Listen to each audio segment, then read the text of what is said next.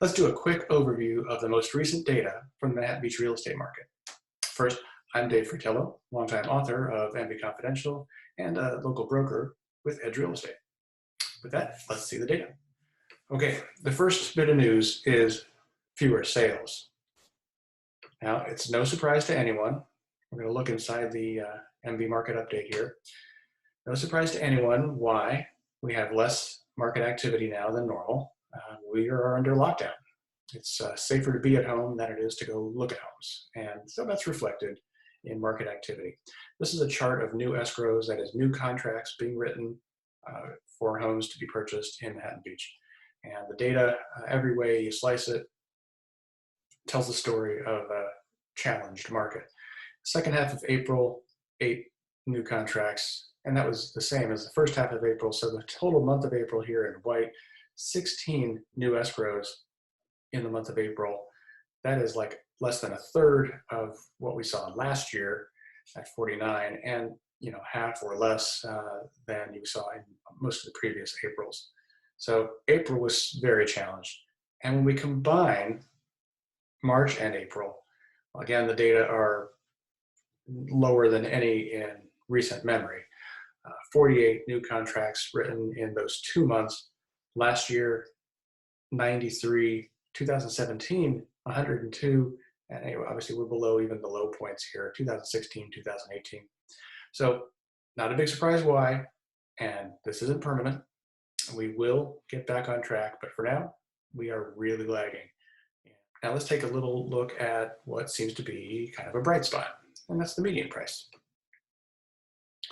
We are now at $2,499. It's actually $2,499,500. That is the highest median price ever recorded in Manhattan Beach for a 12-month period. So that is based on 12 months leading up to the end of April. Only a few years ago, we were at 2.2. So we're up $300,000 from 4 years ago.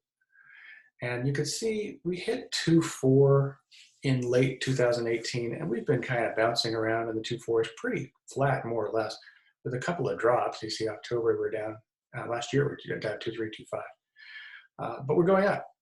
Now, an interesting question is, why is that happening when we're just talking about how challenged the market is?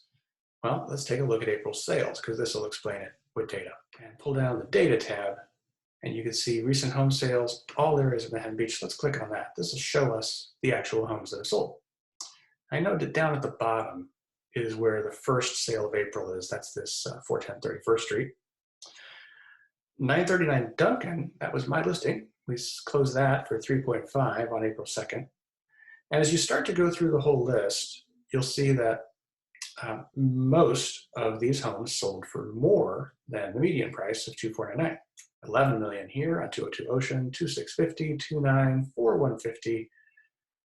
In fact, 16 out of the 23 sales here in the month of April all came in above 2,499. So when we combine that with the previous 11 months of data, it just pushes up the median point, and that's how we get to that 2,499. Last data point to look at here is inventory. This is a mixed story. Let's look first at inventory as of April 30th.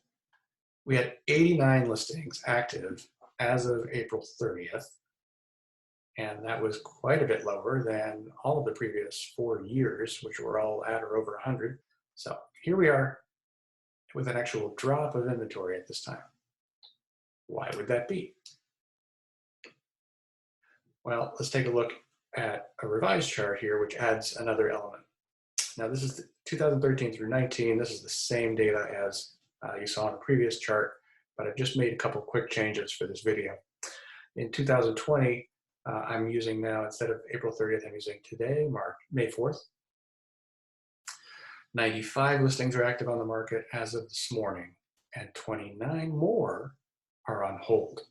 So a listing that's on hold is one that was active, and then for one reason or another, the sellers decided, we don't want to cancel it, but we also don't really want to show it. If you're on the market and you stay active, you start counting your days on market, so they don't want to count days on market. They're kind of parked. So we have an unusually high proportion of listings in that status. It's about a quarter of the market. If we were to add all of the hold listings to the actives, we'd be at 124 total, which would edge out all of those previous years. So it depends on how you look at it. Active inventory compared straight up against prior years is lower. The real inventory is a little higher, reflecting more of the difficulty of selling in this environment. Remember, anytime, if you want to know more about market conditions, you're thinking about buying or selling, feel free to give me a call. You can send me an email at dave@mbconfidential.com, and we can set up a quick conference call, a Zoom, a quick meeting with masks and gloves, whatever it takes. I'm happy to talk about my favorite subject anytime. Until the next time, take care.